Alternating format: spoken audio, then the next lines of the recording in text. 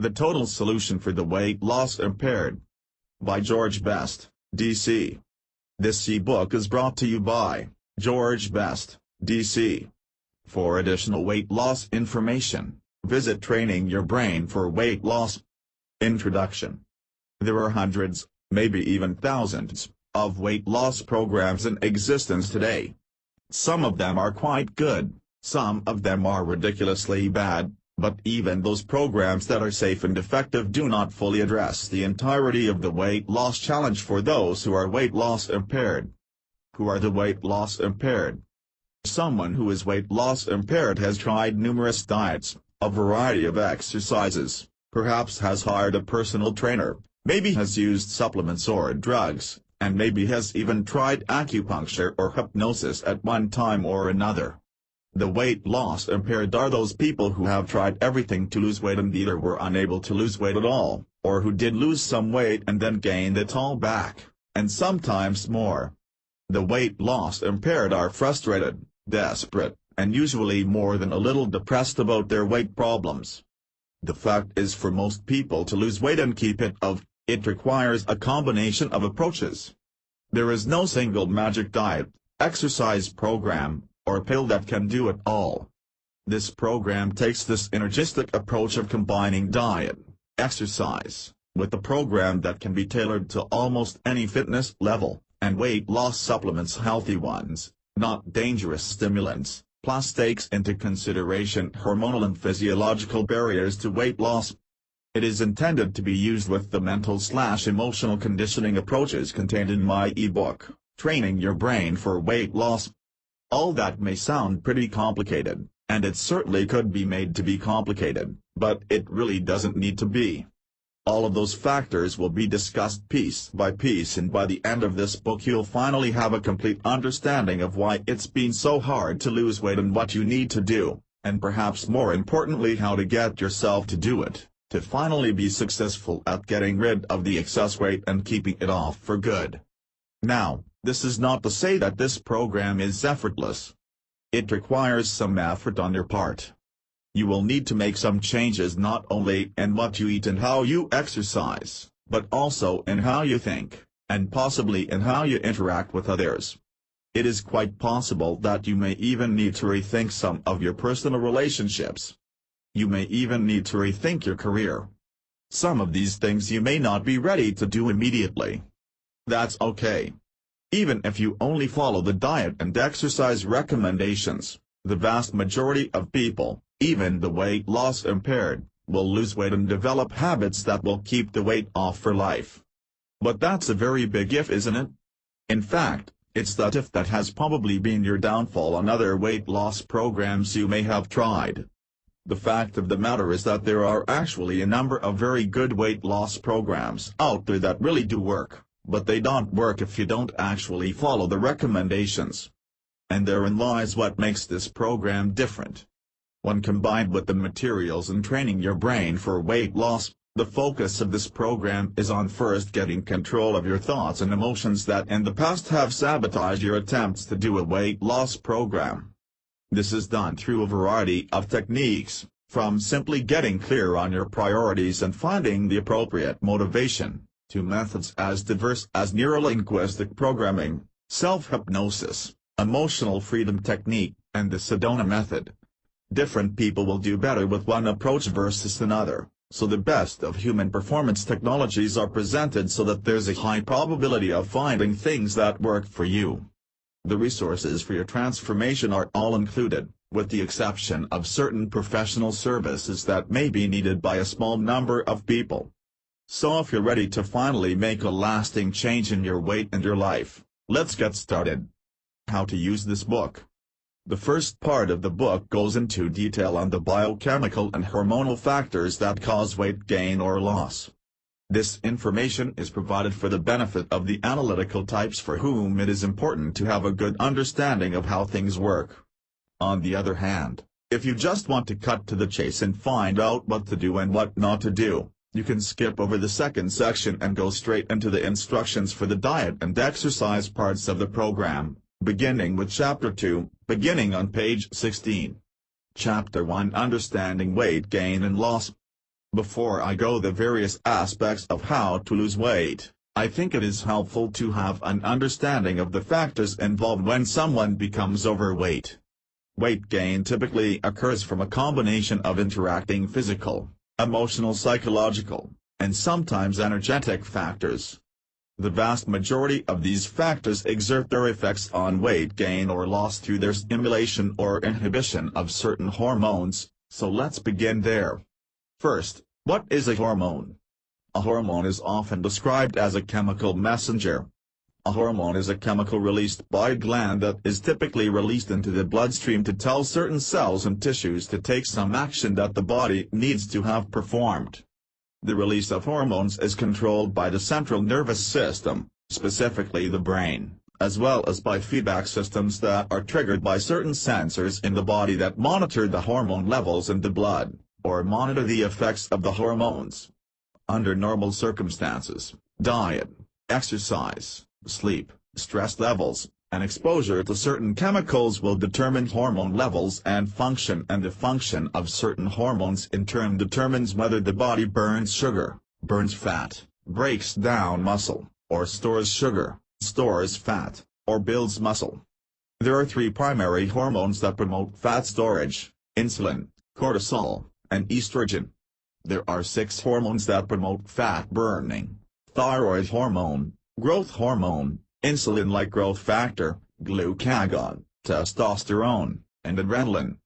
Even though there are more fat-burning hormones, the fat-storing hormones are stronger in their effects. First, let's look at the fat-storing hormones and what stimulates them. Insulin is the strongest of the fat-storing hormones. Insulin is released by the pancreas for the purpose of regulating blood sugar levels.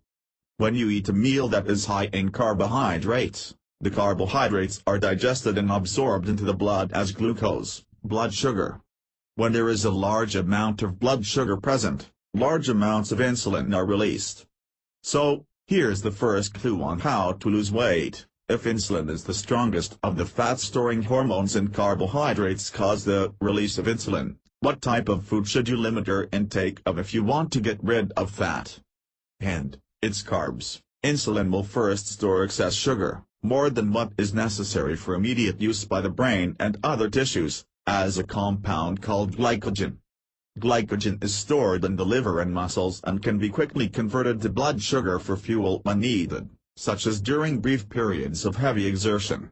There is pretty limited space for glycogen storage, so if there's more blood sugar that needs to be stored, the remaining amount will be converted and stored as fat.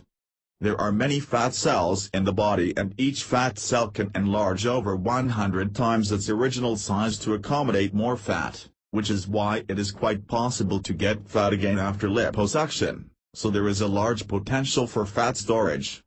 Again, the primary factor that stimulates insulin release is consuming carbohydrates, particularly refined sugars and grains. Vegetables, here we are talking about fresh or frozen whole, raw vegetables without any added ingredients such as sugar, also contain a high percentage of carbohydrates, but they do not stimulate insulin release as strongly as refined sugars and grains. Fruits, fresh, whole fruits, tend to increase blood sugar somewhat more than vegetables, but usually not nearly as much as grains. This is because vegetables and fruits are high in fiber and nutrients like beta-carotene that slow the absorption of their carbohydrates into the bloodstream when you eat them.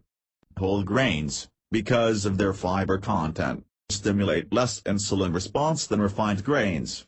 Whole grains are a much more concentrated source of carbohydrates than most vegetables and fruits. Fruits and vegetables have a much higher water content than whole grains, and it is easier to consume more grams of carbohydrate from grain sources than from vegetables and fruits, so even whole grains tend to be problematic for causing fat storage. As mentioned earlier, insulin is the strongest of the fat-storing hormones. It is such a powerful stimulator of fat storage that it can literally shut off fat burning for 24 to 48 hours when it is released in large quantities. In fact, a single slice of white bread will be enough in most people to dramatically inhibit all fat burning for 1 to 2 days, regardless of how a person eats or exercises during the time period. This is why limiting carbohydrate consumption is critical to fat burning. This is not to say that you cannot lose weight if you are eating refined carbs, because you can definitely still lose water weight, which is usually necessary in an overall weight loss program, but it becomes very difficult to lose actual fat. Excess refined carbohydrate consumption with its accompanying insulin release is a key problem in the failure of many people's weight loss attempts. In fact, some diet plans actually recommend that people cheat or reward themselves with carbohydrates periodically in order to keep them motivated. That reward may seem like a good idea at the time, but it sabotages your progress and may contribute to frustration and eventual failure of the diet in the long run. Refined carbs need to be kept out of your diet if you are going to have sustainable weight loss. This point will be emphasized repeatedly as we go along. Cortisol is another hormone that stimulates fat storage, primarily around the lower abdomen. Cortisol is released by the adrenal glands and its release is associated with stress. It is speculated that the storage of fat around the abdomen during times of stress served a survival purpose for our ancestors who had to live under harsh conditions, basically storing fat to be used for energy when physical demands were high or food supplies were low.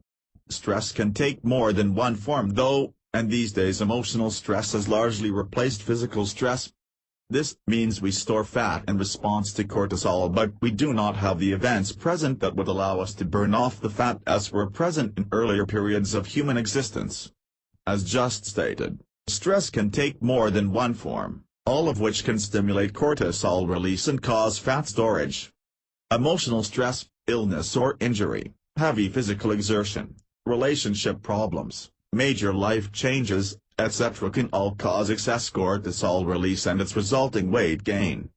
It is interesting to note that excessive or excessively intense exercise can stimulate cortisol release, which means for people who are already overstressed and their adrenal glands have been overworked, too much or the wrong kind of exercise can actually promote weight gain. And if you think you can overcome that effect by going on a starvation diet along with the heavy exercise, think again. Not only does inadequate food intake stimulate even more cortisol release, your body will still not burn fat in the presence of high cortisol even though you're hardly eating anything. Instead, the high cortisol will cause your body will burn muscle tissue to convert to blood sugar. Although burning muscle will cause you to lose weight, you will actually be increasing your percentage of body fat, which again typically is deposited around the midsection. Furthermore, since muscle tissue has a high metabolic rate, the more of it you burn up, the slower your metabolism will get. If you've starved yourself and exercised like a maniac but still couldn't lose that roll of belly fat, now you know why. Later in the book, we'll discuss how to get off the cortisol merry-go-round.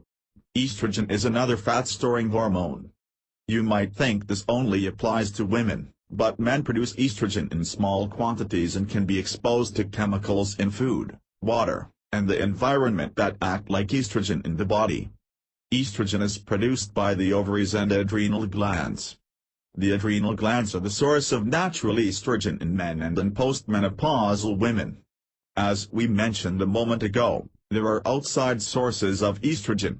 One of the most common sources of what are called exogenous, not to be confused with erogenous, estrogens is meats, particularly beef and pork, and dairy products.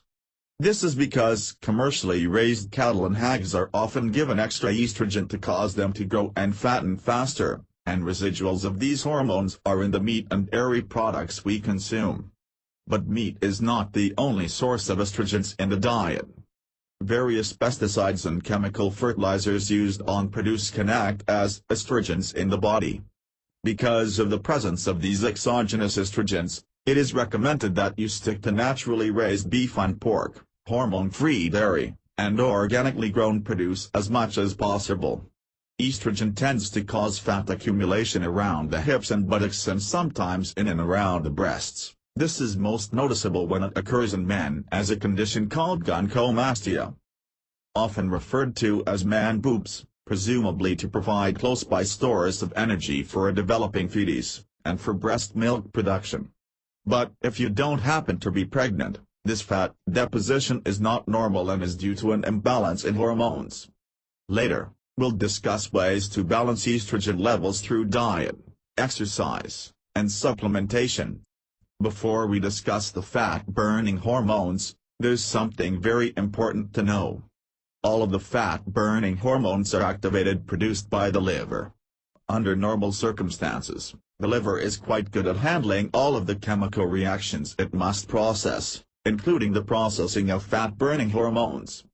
Unfortunately, the usual American lifestyle can get pretty overwhelming for the liver.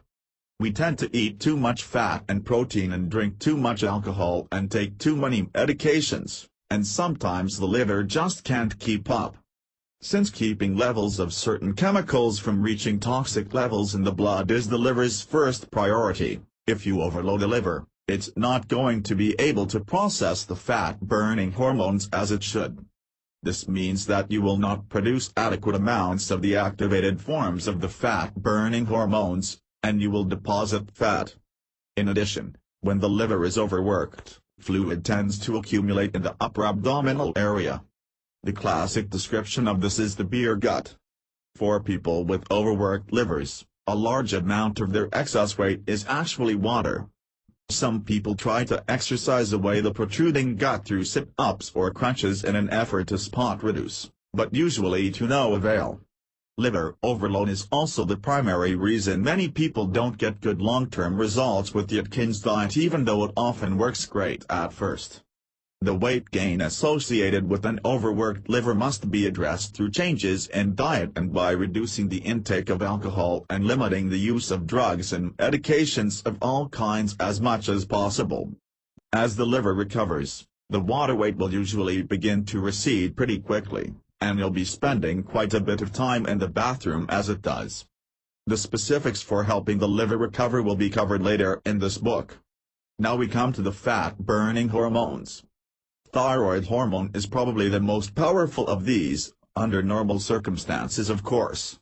The thyroid gland produces an inactive hormone, called T4, which is converted to the active form T3 by the liver.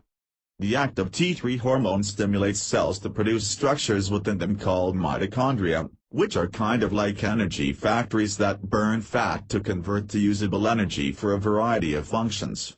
When thyroid hormone is either not produced adequately, not converted to the active form by the liver, or is blocked from its receptor sites on the cells, most commonly by excess estrogen or estrogen-like compounds, not only do the cells not burn fat, they also fail to produce sufficient energy for normal functioning. This obviously leads to weight gain, but also can cause fatigue, hair loss, and brittle nails. The weight gain related to thyroid issues is all over the body, trunk, arms, and legs, as the failure of fat burning is widespread. As just mentioned, some thyroid problems are due to blockage of the receptor sites for thyroid hormone, rather than due to insufficient hormone levels. This is why it is possible for someone to have classic low thyroid symptoms even with perfectly normal blood tests for thyroid hormone levels. Thyroid hormone production is stimulated by exercise, primarily anaerobic exercise. And specific recommendations for exercise will be presented later. As we mentioned a short time ago, thyroid hormone is converted to the active form by the liver, so it is important that the liver be kept healthy. Which basically comes down to not overloading it with excessive intake of fat, protein, alcohol, and/or drugs and medications. Finally, to keep the cellular receptor sites working normally, it is necessary to keep natural estrogen levels normal and to limit as much as possible one's exposure to exogenous estrogens by consuming natural meats and organic produce. Synthetic estrogens used in birth control and estrogen replacement therapy can also dramatically interfere with thyroid receptor sites and inhibit thyroid function, so you may wish to consider other options if you are using these medications and are having a lot of trouble losing weight. Adrenaline, also called epinephrine, is a fat-burning hormone that is produced by the adrenal glands. It accelerates the body's breathing and heart rate to provide more blood flow and oxygenation to the tissues in times of stress, or during heavy exercise. When you accelerate in a car, you burn more fuel, and the same is true when you accelerate the body, but in this case the fuel is fat and sugar. Many diet drugs either stimulate or simulate the action of adrenaline. The problem is that stress in diet drugs stimulate the adrenals generally, and also wind up stimulating the production of cortisol, the fat-storing hormone we discussed earlier. Adrenaline is fast-acting, and produced in limited amounts, whereas cortisol is long-acting and can be produced over a longer period of time. So, while doing short bursts of intense exercise will give you the fat-burning effects of adrenaline, excessive exercise or excessive stress will stimulate cortisol release and hinder fat burning. Likewise, diet drugs will stimulate adrenaline production for a limited time, but the cortisol production they stimulate will last much longer. This is why many diet drug users wind up gaining weight in the long run. Growth hormone is produced by the pituitary gland in the brain. It stimulates the growth of muscle and lean body tissue. Muscle cells have a proportionately high number of mitochondria, the energy factories we discussed in relation to thyroid hormone. Because of this, more muscle tissue means more fat burning, so growth hormone indirectly stimulates fat burning. In addition, growth hormone stimulates the liver to produce a hormone called insulin-like growth factor, IGF. IGF controls blood sugar levels during long periods between eating, primarily at night when you are asleep. Without adequate sleep, at least 7 hours of restful sleep per night, IGF does not function properly. A few hours after eating, your blood sugar begins to fall, and IGF stimulates the burning of stored sugar and fat to keep normal energy supply to the brain. So growth hormone has a second indirect effect on fat burning. Growth hormone, and consequently IGF, is stimulated by anaerobic exercise, which is of relatively short duration but high intensity. I'll discuss this in more detail when we get to exercise recommendations. I feel it bears mentioning that growth hormone injections are sometimes used to enhance muscle growth and reduce fat. This may be done illegally by athletes trying to artificially enhance muscle growth, or it may be prescribed by some doctors as an anti-aging measure for their patients. While growth hormone definitely has its good points, I urge anyone who is considering growth hormone injections to be very careful. Excess amounts of any hormone can be extremely dangerous, and injecting large amounts of growth hormone could potentially have serious adverse health effects. Glucagon is a hormone that can be thought of as the anti-insulin. Like IGF, glucagon stimulates the burning of stored sugar and fat when blood sugar drops too low, but it operates much closer to the time when you eat. It is a counterbalance for insulin. Basically, when you eat and your blood sugar rises, insulin is produced to store the excess. But if insulin takes too much sugar out of the bloodstream, glucagon is released to bring the blood sugar back up again by burning the stored sugar and fat. Glucagon production tends to be stimulated by meals that are relatively low in carbohydrate. The last major fat-burning hormone is testosterone. Just as men produce some of the female hormone, estrogen, women produce some of the male hormone, testosterone. Testosterone is produced by the testicles, in men, and the adrenal glands, in men and women. Like growth hormone, testosterone stimulates fat burning indirectly by stimulating muscle growth. Also like growth hormone, testosterone production is stimulated by anaerobic exercise, short duration, high intensity. And again, like growth hormone, injecting testosterone is potentially dangerous. So think carefully about artificially raising your testosterone levels. So, now that we've reviewed the action of the various fat-storing and fat-burning hormones, let's summarize what causes fat storage and fat burning. Fat storing is largely stimulated by 1. Excess carbohydrate consumption. 2. Excess stress, physical and/or emotional. 3. Excess estrogen and estrogen-like chemicals, such as chemical pesticides, fertilizers, etc. Fat burning is stimulated by 1. Good liver function, avoiding the overconsumption of fat, protein, alcohol, and drugs/medications. 2. low carbohydrate consumption. 3. Anaerobic exercise, relatively short duration, high intensity activity.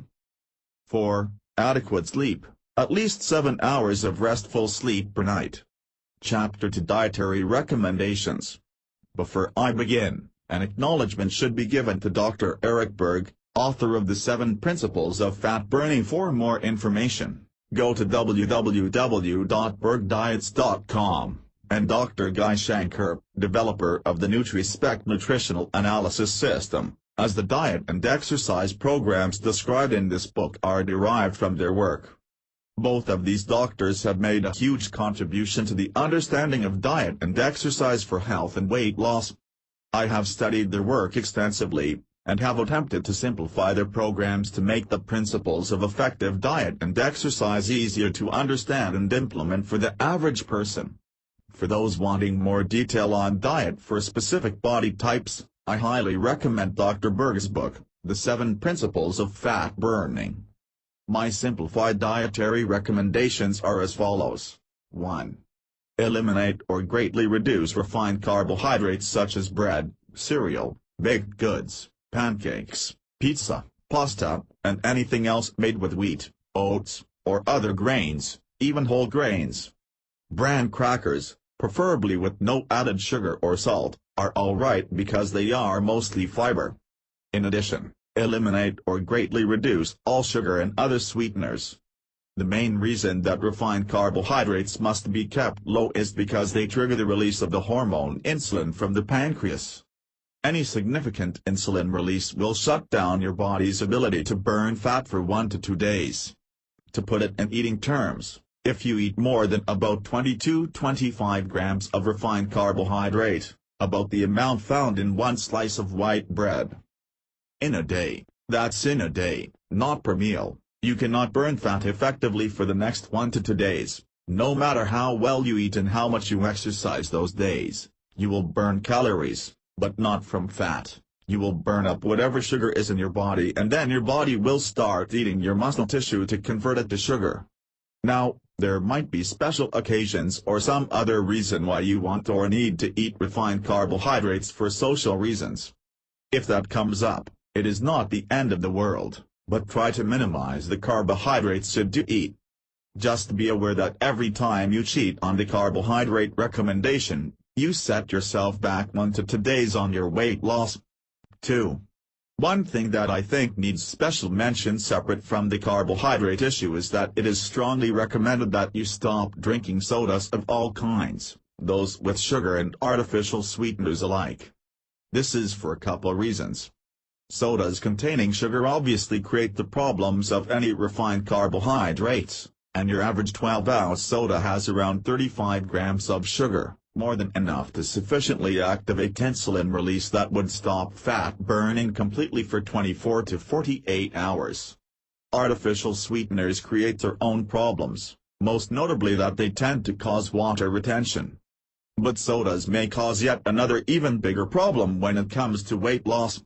Preliminary studies indicate that sodium benzoate, an ingredient found in many sodas, as well as in other highly processed foods, inhibits something called mitochondrial DNA.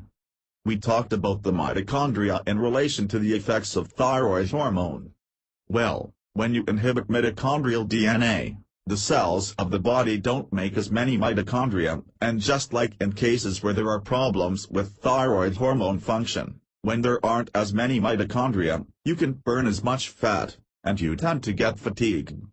Over the years, several people have told me that they lost weight after the only change they made was that they stopped drinking sodas. Because of the combination of problems with soda, for some people simply eliminating their soda consumption can be the solution for their weight loss impairment. 3. Be careful not to eat excessive quantities of animal proteins, meat, poultry, fish, dairy products, etc. The liver has to process the proteins you take in, and animal proteins, and the animal fats that accompany them, are hardest for it to process. So, the relatively low protein intake during the early stages of the diet is intended to give the liver a rest and allow it to recover. Low-fat yogurt or cottage cheese, provided you don't suffer from lactose intolerance or dairy allergies. Organic eggs and fish, especially eaten raw as sashimi, without rice, are the easiest animal proteins for your liver to handle, so I recommend eating these more frequently than beef, pork, or chicken.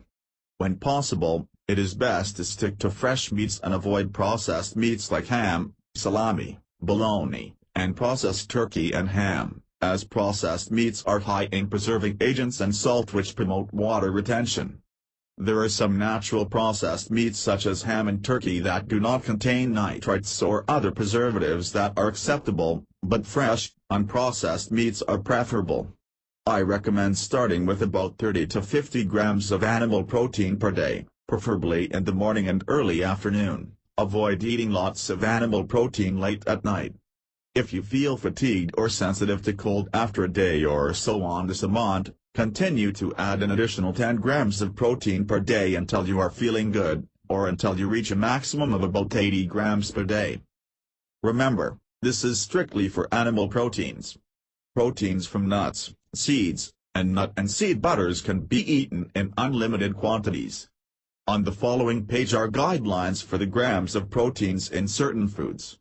1 egg equals 7 grams. 1 chicken leg equals 10 grams. 3 ounces of canned tuna, 1/2 of a regular can, equals 20 grams. 4 ounces of hamburger, a quarter-pound patty, equals 40 grams. Cup of plain yogurt equals 11 grams. Cup cottage cheese equals 15 grams. 1 cup of milk equals 9 grams of protein. 1 ounce of cheese equals 7 grams of protein. Before moving on, I wanted to take a moment and address a common concern regarding eggs: cholesterol. Eggs have been unfairly blamed for causing high cholesterol by those, including many doctors, who do not really know that much about diet.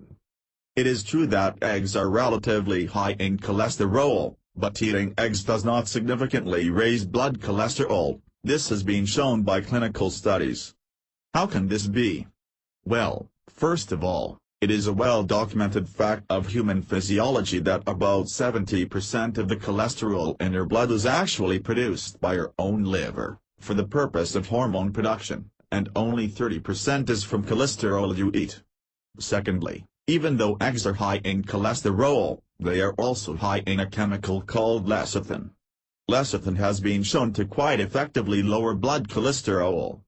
So, at worst, eggs are pretty much neutral when it comes to blood cholesterol, and they are an excellent source of several nutrients. So, about now you may be wondering, if the liver makes 70% of the cholesterol in your blood, what makes the liver overproduce cholesterol and give you high blood cholesterol? To a large degree, it's refined carbohydrates. Did you ever wonder why diabetics typically have high cholesterol and triglycerides? It's because diabetes, type I, anyway, and high cholesterol/high triglycerides are caused by the same thing: eating too many refined carbohydrates. Now, getting back to the diet recommendations. 4. Most fats should be kept relatively low. This means eliminating or greatly reducing fried food, butter, margarine, shortening, lard, bacon grease, and cooking oil. If you want to use some type of fat/oil for cooking, organic coconut oil is the best choice. Olive oil is a good second choice for cooking, or it can be used in salad dressings. Small amounts of real butter are also acceptable for cooking or for use as flavoring for cooked vegetables. Flax oil and fish oil supplements are fine and are actually beneficial, and flax oil can also be used as a salad dressing oil, provided you mix your own dressing and use it immediately. Flax oil degrades quickly when exposed to air. Flax oil should not be used for cooking because heat breaks it down very rapidly and produces unhealthy changes in the oil. Any added fats and oils should be limited to just what you need to cook without food sticking to the cookware, and to maybe a tablespoon or so of salad dressing. 5. So, what should you eat? The answer is fresh, or frozen vegetables and fruits, nuts and seeds, and unsweetened/unsalted nut and seed butters, peanut butter, tahini, etc. You can eat unlimited quantities of any kind of vegetables, preferably raw, but lightly steamed is alright. The best vegetables for helping the liver to recover are the cruciferous type, which includes broccoli, cauliflower, kale, and radishes. Some people have difficulty digesting raw vegetables, and if this is the case for you, it is alright to steam them lightly. Cook them as little as possible so that they will retain their nutrient content. The sprouts of the cruciferous vegetables are particularly high in nutrients and are usually easier to digest raw than the full-grown vegetables. Whenever possible, it is best to eat organic vegetables. Organic vegetables are not as contaminated with pesticides and other chemicals which are damaging to the liver. You can eat unlimited quantities of apples. All other fruits and berries should be consumed in quantities of about 1/3 of the quantity of vegetables consumed. Again, organic is best. Nuts and seeds can be eaten in unlimited quantities as long as they are not salted. It is preferable to eat them raw, not roasted, and it is best to soak them in spring or filtered water in a glass container overnight before eating them, as this makes them much easier to digest. After soaking, they can either be spread out to dry before eating, or can be eaten damp. Nuts and seeds make convenient snacks because they do not take up much space and do not require refrigeration. Nut and seed butters can also be eaten in unlimited quantities. These include peanut butter, almond butter, cashew butter, and tahini, sesame seed butter. It is preferable to get nut and seed butters that have no added sugar or salt. If organic nut and seed butters are available, these are best. Tahini can be made from either raw or roasted sesame seeds, and the raw type is preferred for the purpose of the liver enhancement. 6. Snacks are important to make sure your blood sugar stays stable. You can snack as often as you like and can eat as much as you want as long as you stick to the foods laid out in number 5. It is not good to let yourself feel hungry for extended periods of time, as this causes the adrenal glands to release cortisol, which will interfere with weight loss. 7. Caffeine, alcohol, and artificial sweeteners, Splenda, saccharin, etc. should be kept to a minimum. Caffeine stimulates the release of cortisol from the adrenals, which can interfere with fat burning, and artificial sweeteners tend to make you retain water. Alcohol is handled like carbohydrates by the body, which means increased insulin and decreased fat burning can be damaging to the liver, which reduces the liver's ability to activate the fat-burning hormones, and also tends to cause water retention. 8. Condiments and seasonings need to be used with care.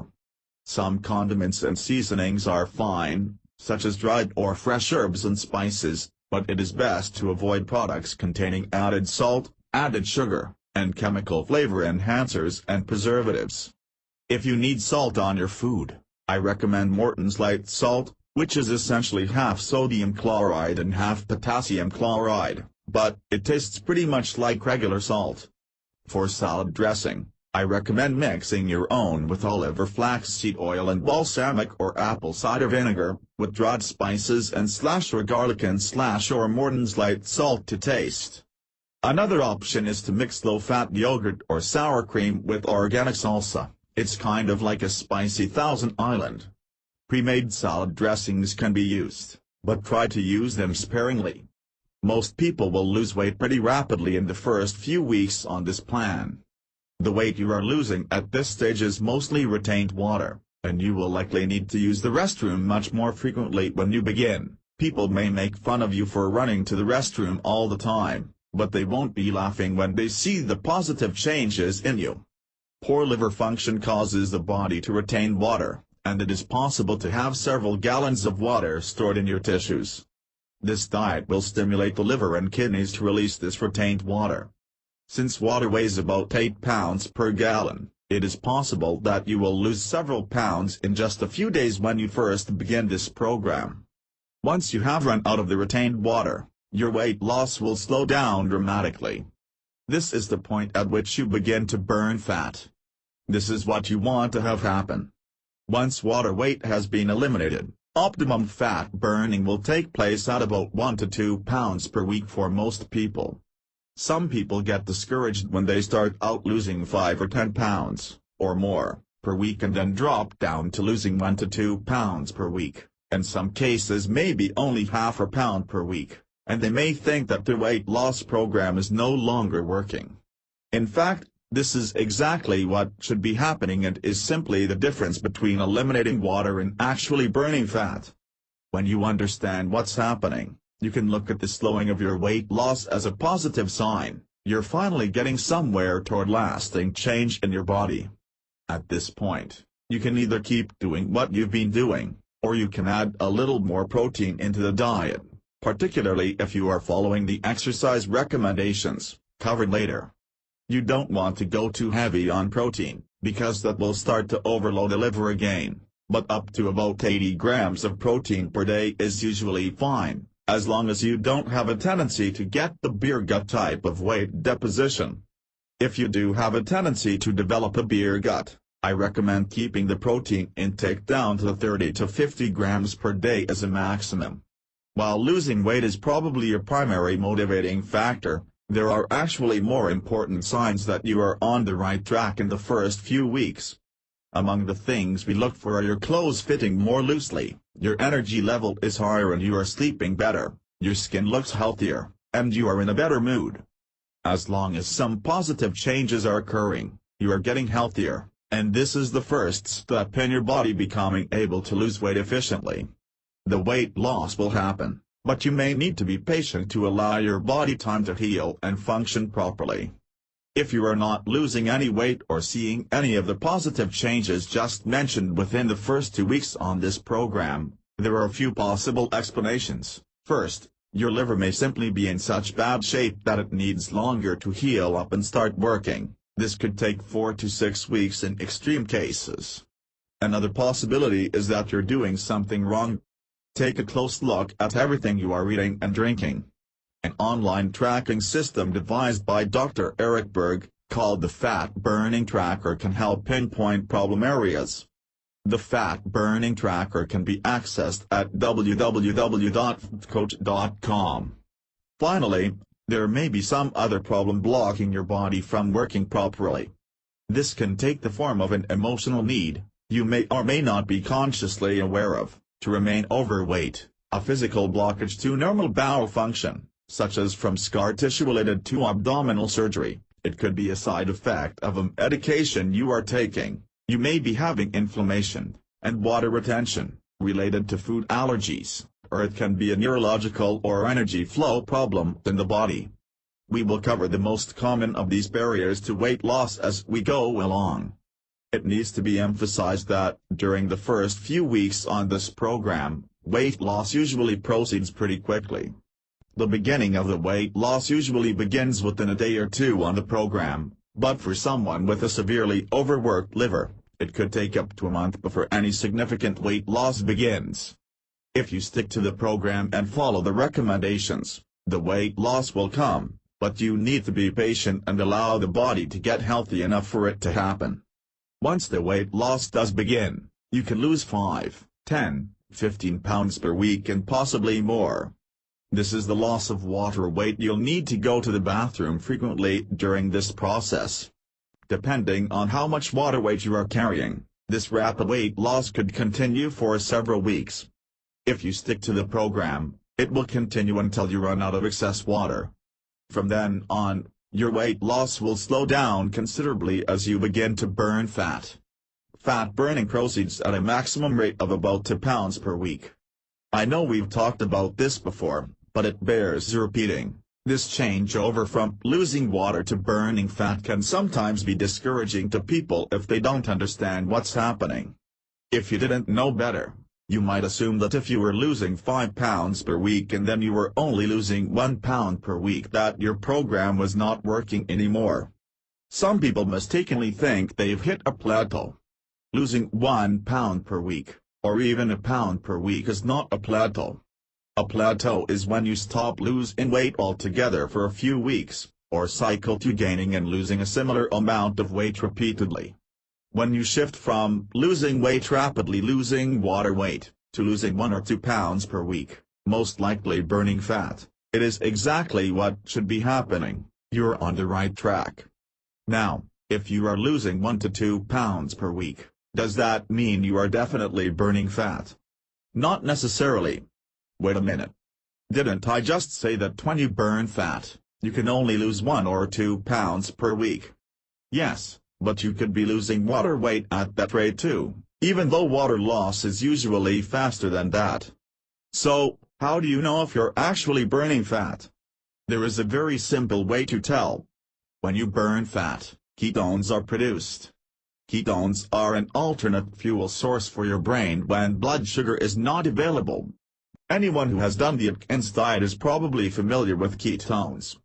To keep it simple, you know you're burning fat when you produce ketones, and the simplest way to know if you are producing ketones is to test your urine with a chemical test strip. Ketone test strips are available at most pharmacies, so if you want to be sure you're burning fat, simply get some ketone test strips and check your urine periodically. If you have ketones in your urine, you're burning a significant amount of fat. If you don't, you're not. Now that we've completed the overview of the diet, I'm sure that at least a few people are wondering at what point you start adding the refined carbohydrates back in. Those people need to go back and read that section about insulin again. You don't add carbohydrates back in. Ever. Eating too many refined carbohydrates is most likely at least a part of what got you into weight trouble, or other health problems, to begin with. So, the only time you would add the carbs back in is if you are trying to get fat again. Unless you happen to be a movie star needing to fatten up for a role, I don't think this is going to come up too often. This being said, there will be times where it may be necessary to eat some refined carbohydrates. This is covered in detail in my ebook, Training Your Brain for Weight Loss. I'm not saying that you should feel bad about going off the diet once in a while, but if you want to continue to lose weight and keep it off, you need to consider this program as a permanent change in your usual lifestyle. If there's a special occasion and you want to eat some bread, pasta, sweets, etc. either for enjoyment or social reasons, by all means do it. One lapse is not going to be your downfall.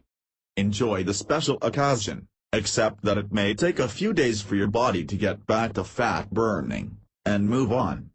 The important thing is to not let that lapse become a recurring thing. If you eat refined carbohydrates a few times per month, that's not a big deal. If you eat them a few times per week, the repeated high insulin release will block any and all attempts for you to lose weight. As mentioned earlier, alcohol intake should be kept to a minimum, but a small amount of alcohol is okay, if you feel you simply must have it. By small amount, I mean 1 6-ounce glass of wine or of a mixed drink, or not, and a 12-ounce serving of beer per day. You really need to keep it to 1 and only 1 serving, and the serving should be a normal-sized glass, not a pitcher. As with the refined carbohydrates, it is recognized that special occasions do come up, and the periodic bending of the rules is fine. But if you bend the rules every other day, the weight you worked so hard to lose is likely to come back, and fast. You can usually get away with coffee, tea and other caffeinated beverages in moderation unless you have the adrenal type weight pattern of the pendulous abdomen with the weight being below the waist, the stomach pooch, in which case caffeine and other stimulants should be avoided. Sodas really should be avoided if at all possible for the reasons previously discussed, but once in a while is not a disaster.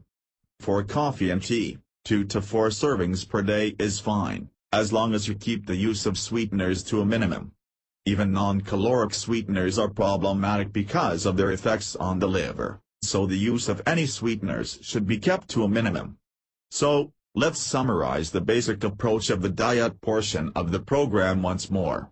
1. Eliminate sweets, grain-based foods, bread, pasta, cereal, etc. potatoes, and corn from the diet. 2. Eliminate the consumption of all sodas, regular or diet. 3. Be careful not to eat excessive quantities of animal proteins, meat, poultry, fish, dairy products, etc. I recommend starting with about 30 to 50 grams per day, preferably in the morning and early afternoon. Avoid eating lots of animal protein late at night. If you feel fatigued or sensitive to cold after a day or so on this amount, continue to add an additional 10 grams of protein per day until you are feeling good, or until you reach a maximum of about 80 grams per day. Remember, this is strictly for animal proteins. Proteins from nuts and seeds can be eaten without restriction. As much as possible, stick to fresh, unprocessed meats. 4. After the first few weeks, if you started out with rapid water weight loss and have reached the stable point of losing 1 to 2 pounds per week, and you do not have the tendency to develop a beer gut, you may wish to increase your animal protein intake slightly, up to a maximum of about 80 grams per day. If you do have the tendency to develop the beer gut, you are better to stay on the lower protein amount of 30 to 50 grams per day for the long term. 5. You may eat unlimited amounts of primarily raw, fresh or frozen vegetables, preferably organic. 6. You may eat primarily raw, fresh or frozen fruits, preferably organic, in quantities of about 1/3 the amount of vegetables, except apples, which can be eaten in unlimited quantities. 7. You may eat unlimited quantities of nuts and seeds, preferably raw and unsalted, but dry roasted is acceptable. Soak raw seeds and nuts in water overnight to make them easier to digest. Peanut butter, tahini, and other nut and seed butters are also acceptable. 8. Minimize alcohol consumption. It's best to limit it to no more than 1 6-ounce glass of wine or mixed drink or 1 12-ounce serving of beer per day. In other words, only 1 small to medium alcoholic beverage per day. 9. Limit caffeine consumption to 2 to 4 servings, 6 to 8 ounces, of coffee or tea per day. If you have the adrenal type of weight deposition, the lower abdomen pooch, it is best to avoid caffeine. The following suggestions are to give you an idea of possible food choices that meet the guidelines of the recommended diet plan. For a more extensive menu, I recommend you check into www.myfoodwithtodd.com. They offer custom-made meal plans and provide complete recipes based on your particular dietary needs and your food preferences. A free trial of their service is included as a bonus with the purchase of my ebook, Training Your Brain for Weight Loss. Sample menus. Breakfasts. For all of the following, recommended beverages are 1 cup of coffee or tea, or 8 to 12 ounces of water, or a small glass of milk, preferably organic. Juices are not recommended, as they are a concentrated source of sugar. 1 to 2 eggs, cooked in a small amount of coconut oil, olive oil, or butter. Cup fresh or previously frozen berries, no added sugar. 1 apple. Or 2 egg omelette, or scrambled eggs, with your choice of spinach, onion, tomato, salsa, mushrooms, cheese, natural ham, natural turkey, and slash or natural sausage. Try different combinations for variety. Or 1 cup of plain, unsweetened, yogurt with 1/4 cup of fresh or previously frozen berries, unsweetened, and 1/4 cup of raw or roasted unsalted seeds and slash or nuts. 1 apple, plain or sliced and spread with peanut or other nut butter. Or 3 to 4 ounce breakfast steak or natural ham slice. 1 apple, pear, or other piece of fresh fruit. 1/4 cup of raw or roasted unsalted seeds and slash or nuts.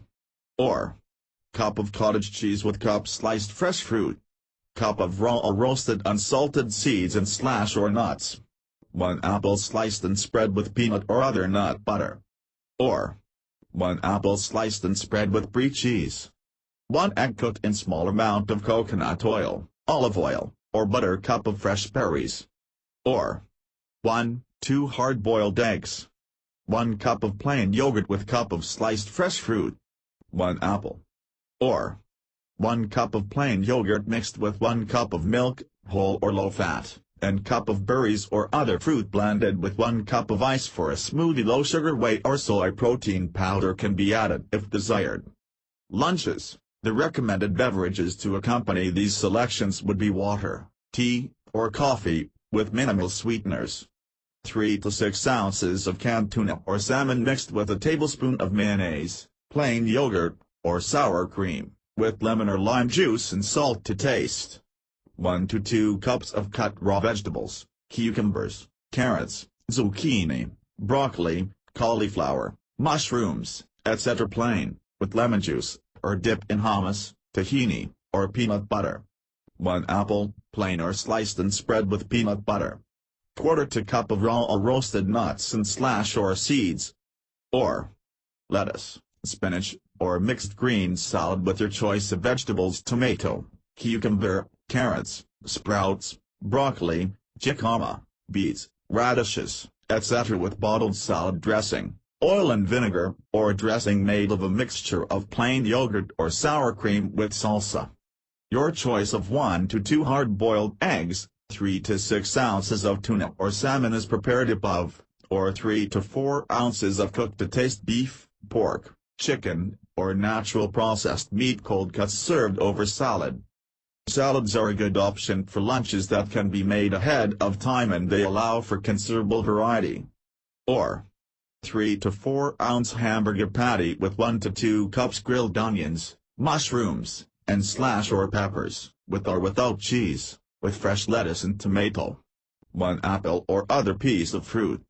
Or stir-fry with 3 to 4 ounces of chicken breast mixed with your choice of vegetables: broccoli, onion, snow peas, bean sprouts, carrots, bok choy, cauliflower, etc. Cooked with 1 to 2 tablespoons coconut or olive oil, salt and spices, garlic, curry powder, cayenne, or any other herbs/spices you enjoy, or small amount of soy sauce to taste. Or 3 to 4 ounces of sushi-grade sliced fresh raw tuna, salmon, or other fish, seasoned to taste with salt, lemon or lime juice, soy sauce, hot sauce, or any other seasoning you enjoy. Fresh sliced cucumber with salt and lemon juice, and fresh sliced tomato seasoned with salt and pepper to taste. 1 apple sliced and spread with peanut or other nut butter. Or 1 to 2 hard-boiled eggs. Fresh raw vegetables: carrots, broccoli, cucumber, cauliflower, mushrooms, dipped in hummus, tahini, or peanut butter.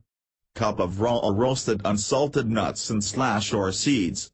Or 1 tomato cut into slices about inch thick, baked or heated in microwave with sliced or shredded cheese on top. Heat just until cheese is melted.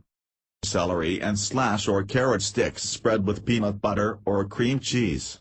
1 apple or other piece of fresh fruit. Dinners: the recommended beverages to accompany these selections would be water, tea, or coffee, with minimal sweeteners. Taco salad made with fresh greens, diced tomatoes, diced bell peppers, and diced onions with shredded cheese and ground meat crumbles about 1/4 pound per serving, cooked with salt, garlic, chili powder, cayenne, and or any other desired spices. Top with mixture of cup sour cream, low-fat or regular, mixed with cup of salsa. Or grilled, baked, or broiled 3 to 4 ounce chicken breast seasoned to taste, served with 1 to 2 cups of lightly steamed vegetables of your choice: broccoli, cauliflower, green beans, carrots, etc. Vegetables can be seasoned and or lightly buttered. Or brown 1 pound of ground beef, crumbled, in a skillet with 1 to 2 tablespoons of coconut or olive oil and seasoning to taste: salt, garlic, etc. Once beef is browned, add sliced onions, mushrooms, bell peppers, zucchini, and or any other vegetables, for a total of 2 to 3 cups of cut vegetables, to pan with brown beef and stir-fry until lightly cooked, still crunchy. Makes approximately 4 servings. Can be served with side salad and or with fresh fruit for dessert. Or place fresh fish fillets, about 4 ounces of fish per serving, in a plastic bag and add a couple of tablespoons of olive oil and a couple of tablespoons of lemon or lime juice. Use about equal amounts of oil and juice in quantities sufficient to thoroughly coat fish.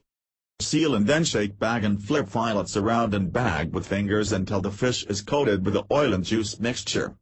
Place a non-stick skillet on medium heat, salt fillet slightly and then cover skillet. Cooking time will vary with thickness of fillets, so check every few minutes until fish is cooked through. Use a knife to slice into the thickest part of the fillet. Remove from heat and served with side salad and or fresh fruit. Or sprinkle lime juice on steaks, about 4 ounces per serving, and then rub with salt, garlic, chili powder, and any other spices you like. Grill or broil steak until done to your preference. Can be served with side salad, or grilled vegetables. If grilling vegetables, onion, tomato, green pepper, mushrooms, etc. can be skewered and placed directly on grill.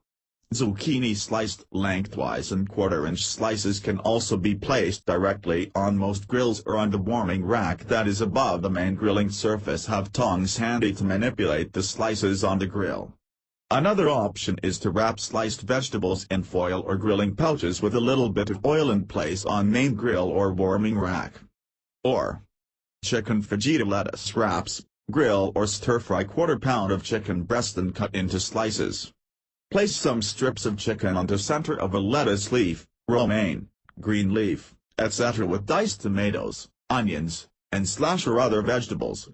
Add salsa, low-fat sour cream, cheese, and slash or salad dressing per your preference and fold the lettuce leaf around the mixture and enjoy. Or low-carb chicken parmigiana. Cook whole chicken breast in a small amount of olive oil in a skillet over medium heat, and sprinkle with garlic powder and a small amount of salt. When chicken is cooked through, coat the top with tomato paste and then sliced or shredded mozzarella cheese. Reduce heat to low and cover. Check every few minutes until cheese is melted, then remove from heat and serve. Goes well with salad with oil and vinegar or Italian dressing. May also be served with sautéed fresh spinach. To prepare, thoroughly wash 4 to 5 cups of spinach leaves and set aside. In a skillet on medium heat, add 2 tablespoons of olive oil and a tablespoon of lemon juice. Add spinach, and sprinkle lightly with garlic powder and salt and cover skillet. Check frequently, and as spinach wilts, stir frequently to mix it with oil and lemon juice. When fully wilted and mixed, you may add additional salt, garlic, or lemon juice to taste if desired. Serve warm. Chapter 3 Supplements to assist with weight loss. Let's begin this discussion with the supplements that are basically stimulants. These include ephedra, mahuang, kola nut, guarana, yerba mate and caffeine. I recommend against using any kind of stimulant to promote weight loss for 2 reasons. First, such products have potential health risks such as high blood pressure, tachycardia, elevated heart rate, insomnia, and stroke. Second, although these products usually stimulate weight loss initially, in the long run they actually hinder weight loss, and discontinuation of these products is typically followed by rapid weight gain. Why? The primary reason is that these products place a tremendous load on the adrenal glands. As was discussed earlier in this book, if you overload the adrenal glands, high cortisol levels and low adrenaline levels are the result. In addition, the insomnia that stimulants often produce leads to poor growth hormone function. This combination of high cortisol and low adrenaline and growth hormone spells big trouble for anyone trying to lose weight. Do yourself a favor and steer clear of using stimulants for weight loss. So, what supplements are there that can safely enhance weight loss? Well, first of all we need a reality check. Supplements should be considered an aid for weight loss, not a weight loss program in and of themselves. Even the most useful of the weight loss supplements provide only very modest benefits when used alone, without also being on a good diet and exercise regimen. To get the most from weight loss aids, you also need diet and exercise. No matter how convincing the hype may be for a weight loss supplement, there really is no magic pill that eliminates the need for diet and exercise. That being said, there are some herbs and nutrients that do appear to enhance the weight loss effects of diet and exercise through either appetite suppression, increased metabolism, or the blocking of fat absorption from the digestive tract. Here's a rundown of things that may help. Chitosan is a substance found in the shells of shrimp and other shellfish, so it should not be used by people with shellfish allergies. Chitosan assists in weight loss by binding fat in the digestive tract and keeps it from being absorbed. This in effect lowers the calories consumed in each meal. It should be noted though that chitosan can produce loose stools and occasionally a temporary loss of bowel control.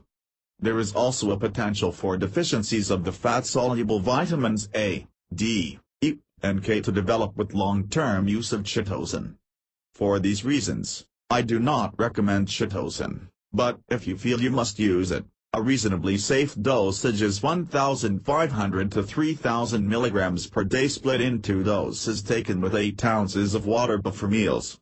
Chromium nicotinate can be taken at a level of 200 to 400 mg per day, preferably split into 2 or more doses taken with meals. It should be noted that this recommendation is for chromium nicotinate, not picolinate. Although chromium picolinate is often promoted as a supplement for weight loss, the research on the picolinate form for weight loss has been contradictory, but there has been consistent indication that the nicotinate form does enhance weight loss. CLA, or conjugated linoleic acid, can be taken in doses of 300 to 600 mg taken before each meal, no more than 1,800 mg per day. Green tea extract can be taken in total dosages of 100 to 400 mg per day, also recommended to be split into 2 or more doses per day and taken between meals. Look for standardized extracts containing at least 90% total catechins for best results. Although the naturally occurring caffeine in green tea tends to increase the effects of the catechins, because of the previously described effects on the adrenals from long-term use of stimulants, it is recommended that decaffeinated green tea extract be used. Hoodia gorgonii is one of the most popular weight loss aids currently on the market. Real Hoodia is a relatively rare plant, and is therefore a rather expensive supplement. Unfortunately, because of this, many products are being marketed using the Hoodia name that contain little or no real Hoodia. The real stuff does very effectively suppress appetite and can be a valuable weight loss aid. There are numerous products on the market, some in liquid extract form and others in pill form. I recommend the liquid extracts, but the pill forms seem to work just fine, provided it is a legitimate Hoodia supplement. For liquids, I suggest using 30 drops or so 1 to 2 times per day before your afternoon and/or evening meal. This would be for a 20-to-1 extract. For pills, I suggest a dosage of 500 to 1,000 mg per day, taken in 1 or 2 doses before meals. Hydroxycitric acid assists in weight loss by stimulating glycogen production and storage, which in turn suppresses appetite. The recommended dosage is 500 to 1,000 mg per day split into doses taken 30 to 60 minutes before each meal. L-leucine or BCAP, branched-chain amino acids, can be used in dosages of 1,200 to 3,000 mg per day for the purpose of fat burning and muscle building. It is recommended to split the total intake into 2 or more doses per day taken between meals. Pyruvate supplementation may stimulate weight loss, but it takes a relatively large dose, and not everyone's GI tract can tolerate it. Short-duration heavy use, at dosages of 8,000 to 10,000 mg per day, for up to 1 week at a time, may be used to jumpstart weight loss initially. Lower dosages, 2,000 to 6,000 mg per day, are suggested for extended periods of use. Oolong tea is an Asian black tea that also appears to assist in weight loss, both through its effects on suppressing insulin release, which enhances fat burning, as well as by suppressing appetite. This is taken as an actual brewed tea, as opposed to a pill form. 5-HTP, 5-hydroxytryptophan, can be used at dosages of 50 to 100 mg per day, preferably divided into 2 or more doses taken with meals. As a precaution, 5-HTP should not be taken by pregnant or lactating women. It is also a good idea to be sure that the product has been tested and certified to be free of the PKX contaminant. Discontinue use of 5-HTP immediately if you experience joint or muscle pain or swelling, and/or difficulty breathing, and seek medical attention. For the most part, 5-HTP is quite safe, but these warnings are provided as an extra precaution to guard against harm from extremely rare instances of contamination. 7-Ketodhia appears to increase basal metabolism and stimulate the production of lean muscle, and therefore can promote fat burning. The suggested dosage is 100 to 200 mg per day split into 2 or more doses taken with meals. Chapter 4: Weight Loss Drugs and Surgery. Weight loss drugs. In my opinion, no weight loss drug that has been on the market at the time of this writing has a risk-to-benefit ratio that is acceptable. Yes, severely overweight and obese individuals are at risk for a variety of health problems. Unfortunately, the short and long-term risks of every weight loss drug that has been produced to date outweigh their potential benefits. My recommendation is to avoid the use of all over-the-counter and prescription weight loss drugs. Weight loss surgery. For the vast majority of people trying to lose weight, weight loss surgery is inappropriate in my opinion. I do feel that for the extremely obese, weight loss surgery may be a reasonable option, but I strongly recommend trying the approach presented in this book first. Weight loss surgery is nothing magical. It merely shrinks your stomach to the point where you are absolutely forced to abide by an extremely restricted food and liquid intake, or face some rather unpleasant reactions. If you can find a way to control your food intake without surgery, you will get the same benefits of weight loss surgery without the risks and without the social challenges related to the radically restricted eating plan that follows such surgery. I have met several people who have the idea that they just have the surgery and then lose weight quickly and easily. They have no concept that following such a surgery, they won't be able to eat and drink as they used to. They don't realize that they will only be able to eat a few bites of food per meal. They'll have to be very careful about what they eat, and that they'll only be able to drink a few ounces of liquid at one sitting. Yes, they will be informed of these radical changes before they are accepted for surgery, but some people are so anxious for the surgery they may not fully accept what they are being told until after they've had the surgery and it is too late. Fortunately, most of the currently popular weight loss surgeries are reversible if necessary. But anyone considering such a procedure needs to think very carefully before going forward. Chapter 5: Exercise Recommendations. The best type of exercise to promote weight loss depends on the type of weight deposition you have. Most people will get maximum fat-burning results from short-duration, high-intensity exercise, either through resistance exercise or what's called interval training. I know that this recommendation runs counter to what most experts say. The conventional wisdom is that long periods of low-intensity aerobic exercise is the best way to promote weight loss. This is based on only partial truth though, as I'll explain shortly. While low-intensity aerobic exercise is not harmful, it is simply not very efficient in stimulating fat burning for most people. The exception to this is the person with the adrenal type of weight deposition. For someone who is primarily an adrenal type, pendulous, sagging lower abdomen or stomach pooch, for more information on figuring out what hormone type you are, visit www.trainedbrain4weightloss.com/bodytypeequals.html. The recommended exercise is 45 to 60 minutes of aerobic exercise 3 times per week, with a day of rest in between exercise sessions. If you are not used to exercising, or if you get fatigued easily, it is best to start out at about 10 to 15 minutes per session and gradually increase over a period of a few weeks until you are doing 60 minutes per session. If you start out too quickly, you will get very sore, and you may get discouraged from exercising before you really even get started. So, if you are not used to exercise, start out with what seems very easy and gradually increase. Aerobic exercise is anything you can do that gets your heart rate and breathing rate up, but you are still able to carry on a normal conversation without gasping for breath. There are calculations and ways to determine your ideal aerobic training heart rate, but these methods are not all that practical for most people. They depend first on being able to find your pulse at your wrist or neck, which some people have difficulty doing, and then doing some basic math calculations. Also problematic for some people. For the sake of simplicity, all you need to do to get an aerobic training effect is to exercise intensely enough to be breathing harder than you usually do when just sitting/standing around or walking slowly, but not so hard that you are gasping for air. The term aerobic simply means with oxygen, so you can think of aerobics as any exercise that doesn't get you too out of breath to talk. Walking is one of the simplest and most available forms of aerobic exercise. Other forms of aerobic exercise include swimming, bicycling, aerobics, surprisingly enough, and elliptical machines.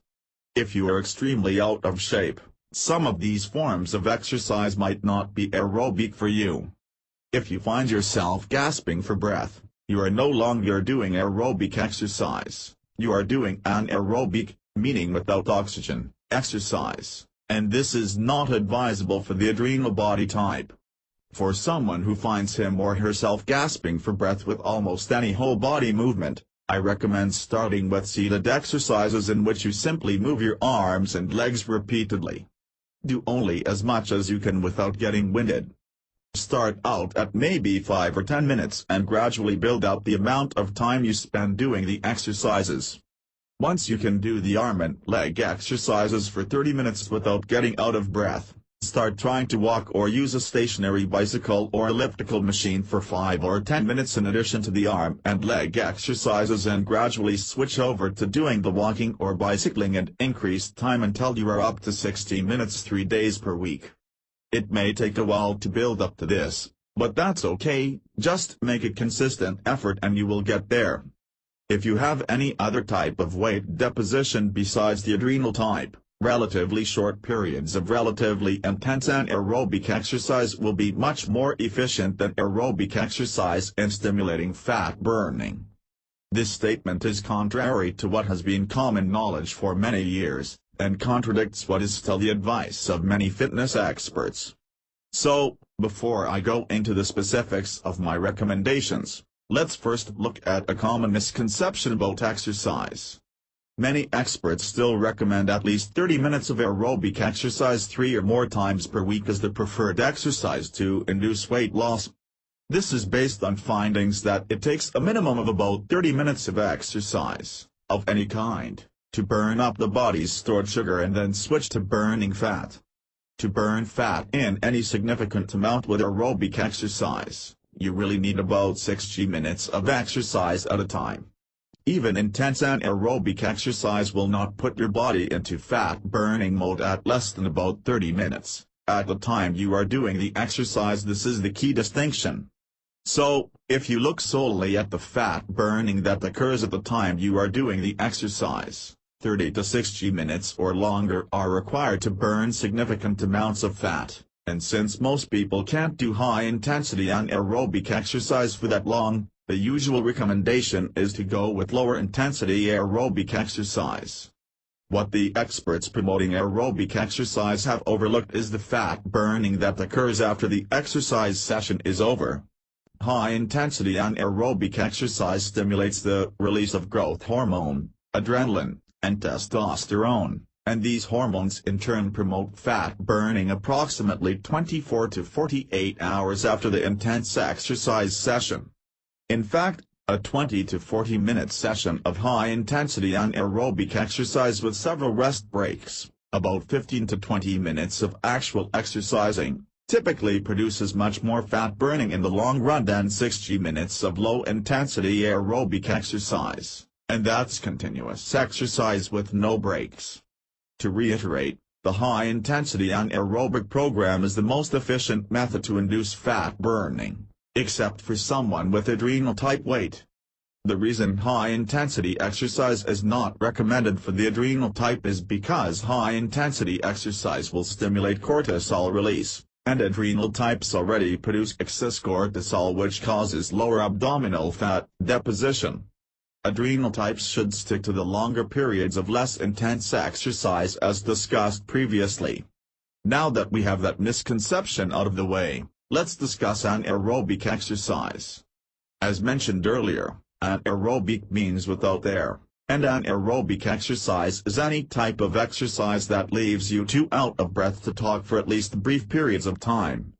Many types of anaerobic exercise fall under the category of interval training, which is basically short bursts, intervals, of high-intensity exertion, followed by short periods where you catch your breath. Many different types of exercise can fit this description: weightlifting, running sprints, basketball, soccer, high-intensity aerobics. Even though they are called aerobics, If you're gasping for air, it's anaerobic, spin classes, kickboxing, etc. Any of these types of exercise are great for people trying to lose weight, except for the adrenal types. My advice is to try different things and stick with what you enjoy. For those people who are already used to exercising, if you choose types of exercise where you have some control over the pace, running sprints, kickboxing, etc., I recommend what Dr. Guy Shankar calls grizzly bear intervals, called that because he says to imagine you are being chased by a grizzly bear when you do them. This entails running, swimming, bicycling, etc. full out for 30 seconds to 1 minute, and then resting until your heart rate begins to return to normal and you can breathe well enough to talk, then go full out again for 30 seconds to a minute and rest again. Repeat this cycle of full-out exertion and resting until your heart rate and breathing are taking more than 2 minutes to return to the point at which you can talk normally again. Talk normally is defined as not needing to pause between words to gasp for breath. When this happens, you have done enough for one exercise session. Most people who are in decent shape will reach this point within 6 to 8 cycles, which is usually about 20 or 30 minutes of total session time. If you find you can only last for 2 or 3 cycles, I suggest reducing the intensity or time of the exercise part of the intervals somewhat so you can at least get 5 or 6 cycles in before reaching the point where it takes longer than 2 minutes to be able to talk without gasping on your rest part of the interval. If you are extremely out of shape, I recommend starting with the exercises previously discussed for the adrenal types and gradually work into doing very brief bursts of anaerobic exercise, perhaps 10 to 15-second bursts of exercise that gets you out of breath, followed by a minute or so to recover before doing another 10 to 15-second burst of activity. Depending on your level of conditioning, this might be fast walking, jogging, or weight training. If you want some variety from doing the interval training just discussed, or if you are trying to build muscle, resistance training is great. Resistance can come in the form of free weights, barbells and hand weights, weight machines, exercise to bring your own body weight, or the use of miscellaneous household items you can use as weights. Cans of food, or bottles of water or other liquids can work as makeshift hand weights. If you belong to a gym or health club, I recommend you work with one of the club's personal trainers or instructors to not only show you how to use the equipment, but also to develop an overall training program for you according to your goals. It is important not to overtrain, as this will overtax the adrenals and begin to interfere with weight loss. So how do you know if you're overtraining? There is a simple trick that was developed some years ago by what was then the Soviet Union's Olympic training program.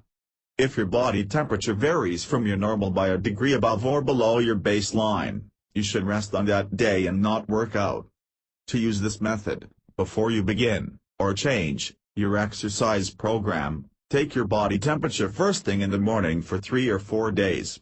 Assuming all of those readings are consistently within of a degree of each other, take the average of those readings to use as your baseline.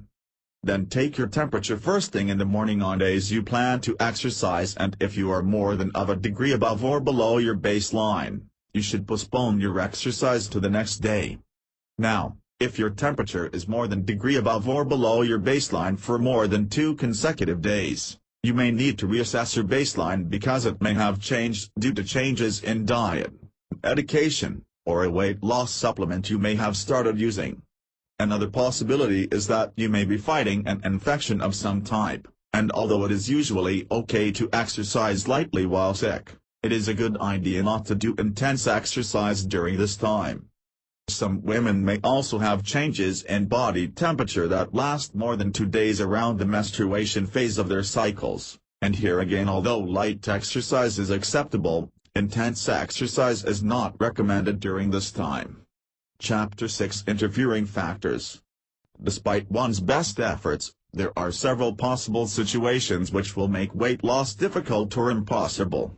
I will discuss the most common of those situations and possible ways to overcome these interfering factors. Emotional issues present one of the most common blocks to weight loss. My ebook, Training Your Brain for Weight Loss, covers many of these problems and how to deal with them, but in some cases, professional counseling may be necessary. For example, there have been cases where an individual initially gained weight, either intentionally or unconsciously, as a means of deflecting sexual abuse as a child, and that person may be unconsciously trying to stay overweight to hold on to feelings of safety and security. In many cases, counseling for these psychological issues can pave the way to not only resolving past emotional traumas, but also to permanent healthy weight loss. Another common interfering factor in weight loss is food allergies, and many people have food allergies without even being aware of them. When you are allergic to the foods you are eating, usually there will be an inflammatory reaction in the digestive tract, and this results in extra fluid accumulating around the abdominal organs. This fluid accumulation not only produces water weight gain, but also provides a sort of insulation to the fat layer in the abdomen, making it more difficult to burn fat in this area. Food allergies can be dealt with by avoidance, in other words, figuring out what you're allergic to either by actual allergy testing, or by simple observation of how you react and feel after eating certain foods and then not eating those foods that you have a problem with, or you can get treatment to desensitize your body to the allergic foods. Desensitization can be done by conventional means, allergy shots formulated for you by an allergist, by use of homeopathic remedies, or by means of energy medicine forms of allergy desensitization such as a technique called NET, Nam-Buddha-Pan's allergy elimination technique. By handling the allergies, you get rid of the inflammation in the digestive tract, and reduce your water weight and make the abdominal fat layer easier to burn. While we're on the subject of energy medicine, in some cases there can be energetic blockages in the body that prevent the normal function of certain hormones. With regards to weight loss, the most common issues are with thyroid hormone, estrogen, the adrenal hormones, and the liver. Abnormal energy flow in the body can prevent your body weight regulation systems from functioning normally. In many cases, the function of the body can be restored or improved through acupuncture/acupressure, or by means of a method developed by the previously mentioned Dr. Eric Berg called body restoration technique. By correcting the energy flow in the body, the hormone systems can work more normally and are then more responsive to whatever weight loss measures you may be taking. Another potential interfering factor for people trying to lose weight is mechanical obstruction of the intestinal tract. The most common source of this problem is scar tissue that develops after abdominal surgery. It's particularly common following hysterectomy. In some cases, scar tissue may wrap around the intestines, preventing normal elimination. When this occurs, toxins build up in the intestines, and eventually in the bloodstream. Bile backs up in the gallbladder and then the liver, and as the level of toxicity in the system rises, the body retains water to dilute the toxins. The more water is retained, the more weight you'll gain. In severe cases, scar tissue can create a complete bowel obstruction, meaning you cannot eliminate solid wastes at all. This is a serious situation that usually requires surgery to correct, which unfortunately often leads to more scar tissue formation and future problems. In less severe cases, partial bowel obstruction can usually be treated through abdominal massage to release the scar tissue that is restricting the intestines. If you have had abdominal surgery and have chronic difficulty with constipation, I recommend that you check around for a massage therapist or chiropractor who does abdominal massage or visceral manipulation. You can find a practitioner through the International Association of Healthcare Practitioners. Search by modality for visceral manipulation. Partial bowel obstruction or diminished bowel function can also occur from chronic poor diet and exercise habits, and/or from musculoskeletal problems in the mid and low back, because the nerves from this part of the spine control the digestive tract. Here again, abdominal massage and/or visceral manipulation can be helpful, and in the case of back problems, chiropractic or osteopathic treatment can be a big help too. Finally, we come to medication side effects.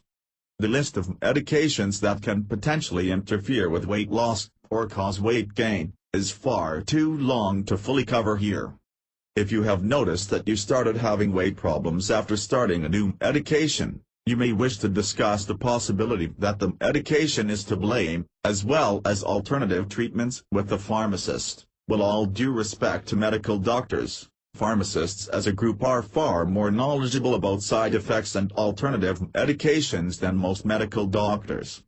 The most common medications that are known to cause weight gain in the majority of people who take them include steroid drugs like cortisone and synthetic estrogen drugs such as those used in birth control and hormone replacement treatments. Conclusion. Ultimately, the long-term success or failure in losing weight comes down to making permanent lifestyle changes. The diet and exercise recommendations in this ebook as in any other diet or exercise program are only effective to the extent that you follow them now and in the future. For this reason, I strongly recommend that you spend as much or more time on the techniques found in my ebook, Training Your Brain for Weight Loss, that deals with the psychosocial aspects of weight loss as you do with the diet and exercise tips. The better you control your mind to assist rather than resist you in adopting the lifestyle necessary to lose weight and keep it off, the faster and easier it will be for you to achieve your goals and maintain a healthy weight and all of the bonuses that come with it, more energy, better health, better mood, etc. for the rest of your life. Good luck.